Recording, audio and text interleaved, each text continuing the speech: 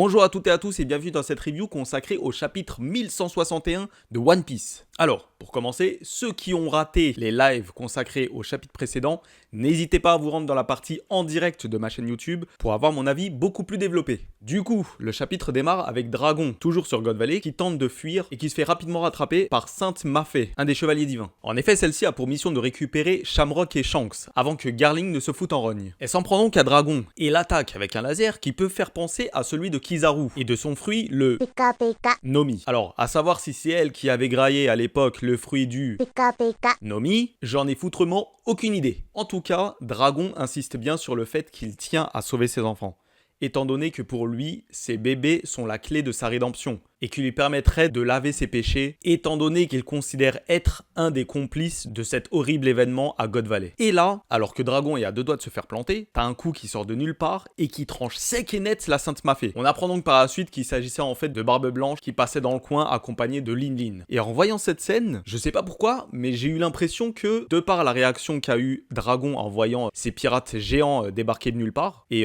justement sans le vouloir lui sauver les miches, alors je vais aller très loin, c'était pas le cas à la première lecture, mais après avoir relu le chapitre, j'ai eu l'impression que c'était un message divin, et qui est mis en avant par la présence de ces êtres gigantesques que sont Barbe Blanche et Lin Lin. D'ailleurs, on est bien dans le thème, avec tous les chevaliers divins, les dragons célestes, et tout ça. Mais en fait, j'ai vraiment l'impression que c'est à ce moment précis que Dragon s'est dit « Ok, on m'a envoyé un signal. Là, on m'a accordé une seconde chance. Ce que je vais faire, c'est que je vais profiter de cette occasion, justement, pour me racheter, et pouvoir faire en sorte que plus jamais ce genre d'événement ne puisse arriver. Et il forme l'armée des révolutionnaires et il se passe tout ce qui s'ensuit. Bon, après, j'ignore s'il se passera quoi que ce soit d'autre à propos de Dragon par la suite. J'imagine que oui, du moins peut-être une rencontre entre lui et son père Garp. Mais selon moi, les événements de God Valley ont permis à Dragon d'ouvrir les yeux sur ce qui se passe vraiment et justement en venir à créer cette armée, dont l'un des objectifs principaux sera de mettre en lumière tout ce qui se trame autour du gouvernement mondial.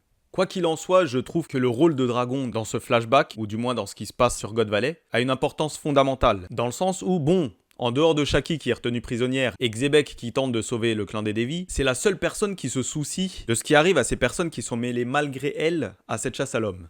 Ensuite, on a Dragon qui remarque la présence d'un des deux bébés que Sainte Mafé n'avait pas emmené avec elle. Oui, parce que malgré le fait que Sainte Mafé se soit faite découper en deux, elle est toujours en vie. Très certainement parce qu'à ce moment-là déjà, elle avait justement cette faculté de pouvoir se régénérer grâce au pouvoir de Im, comme c'était le cas avec les chevaliers divins qu'on a pu croiser sur Elbaf. Bon, au-delà du signe d'espoir que peut représenter ce bébé, on est en droit de se poser la question à savoir de qui il s'agit. Est-ce que c'est Shanks? Est-ce que c'est Shamrock? Alors là, encore une fois, j'en ai foutrement aucune... C'est Shanks. Non, cherchez pas, c'est Shanks, je me suis renseigné, c'est bien Shanks. Donc c'est Shamrock qui n'a pas pu sauver. Alors, petite parenthèse, on va s'attaquer tout de suite à la fin du chapitre et revenir sur un passage essentiel de ce chapitre qui a pas mal fait débat. Tandis que certains chevaliers divins poursuivent les festivités de manière hostile, on a Sainte Sommers qui débarque là où est retenu Shaki. Alors là, il te la cogne, mais comme un malpropre, jusqu'à ce que Rayleigh intervienne in extremis pour sauver les miches de sa future promise. Et là, j'ai eu un souci, alors je vous explique. Dans le chapitre 1158, on apprend que Rayleigh a reçu un paplard avec écrit dessus « Viens me chercher », dont l'expéditeur était Shaki. À ce moment-là, on nous explique qu'il s'agit peut-être d'une lettre d'amour. Le problème, c'est que moi je me suis dit peut-être qu'il y a un message caché derrière, un genre d'appel au secours. Mais visiblement, tout avait l'air de bien tourner du côté de Shaki, peut-être que c'était une imposture, ce qui ferait sens avec son bar, le bar de l'arnaque. Et on fait à nouveau référence à ce message dans le chapitre 1161. Et là je me suis dit, attends, Shaki avait prévu de se faire kidnapper, du coup, dans le doute, elle a envoyé un message à Rayleigh, ou alors on est face à une incohérence. Automatiquement, je prends mon tel, j'appelle Monsieur Oda. Moshi, avec tout le respect, vous êtes en train de nous faire une rechute. Buvez un coup, allez vous coucher 2 minutes et on se revoit dans 15 chapitres. Ce à quoi il me répond, bon c'était en japonais donc je fais la traduction. Alors d'une, à partir du moment où je vis au Japon et qu'il est 3h du matin, quelque part tu viens de me réveiller, espèce d'en... Et 2, il s'agit d'un foreshadowing, concept que je maîtrise à la perfection. Ce message a un double sens, et il vient justifier ici la présence de Rayleigh. Bon là, après avoir insisté des plombes, il m'a révélé la nature du One Piece et il m'a raccroché au nez. Donc à partir de là, pour moi, c'est réglé. Shaki est officiellement avec Rayleigh. Du coup, je pense qu'on est dès à présent débarrassé de toutes ces scènes qui mettent en avant le fait que tout le monde n'a Dieu que pour Shaki. Parlons à présent du cas Garp. Bon, en dehors du fait que contrairement à son fils Dragon, il a l'air d'en avoir rien à secouer de ce qui se passe autour de lui, notamment avec cet événement qui a lieu sur God Valley, et ce qui forcément peut le faire passer aux yeux de certains pour une ordure qui ne répond qu'aux exigences des hauts placés, sans se remettre en question à aucun moment, on a ce débat autour du rapport de force. Alors autant j'ai trouvé vraiment classe le fait de voir Garp avoir le dessus sur ces 3 pirates de renom, autant tout ce qui a un rapport de près ou de loin au niveau de puissance, alors écoute bien ce que je vais te dire. Sur une échelle de 1 à 10, de 1 à 5, j'en ai rien à carrer. De 6 à 9, je m'en tartine le fion. Et seulement à 10, j'ai d'autres choses à foutre. Voilà.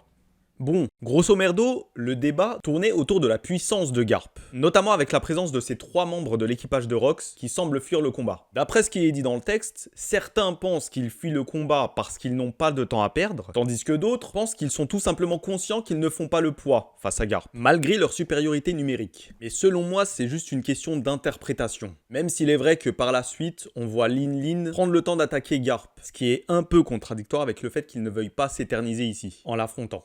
Et en parlant de contradiction, on a aussi un passage où Barbe Blanche prend le temps d'affronter Roger. Et là encore, si on commence à causer force, on peut clairement voir que Barbe Blanche et Roger ont l'air de se battre à armes égales. Contrairement à l'affrontement qu'il y a eu entre Garp et Roger dans le chapitre 1156. Où là, on a plutôt l'impression que Garp a le dessus sur Roger.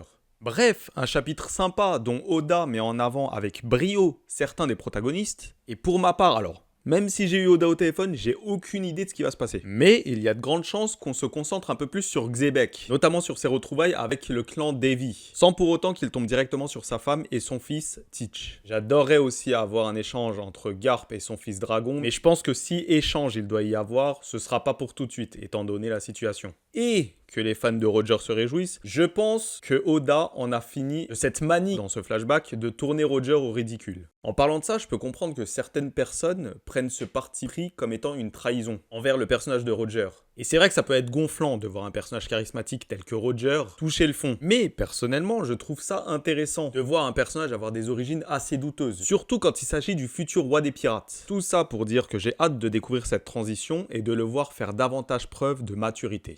Merci à toutes et à tous d'avoir suivi cette vidéo jusqu'au bout. En attendant la prochaine review consacrée à One Piece, je vous invite à vous abonner à la chaîne et ainsi être notifié des prochaines vidéos et des lives à venir. Sur ce, je vous dis à très vite. Ciao!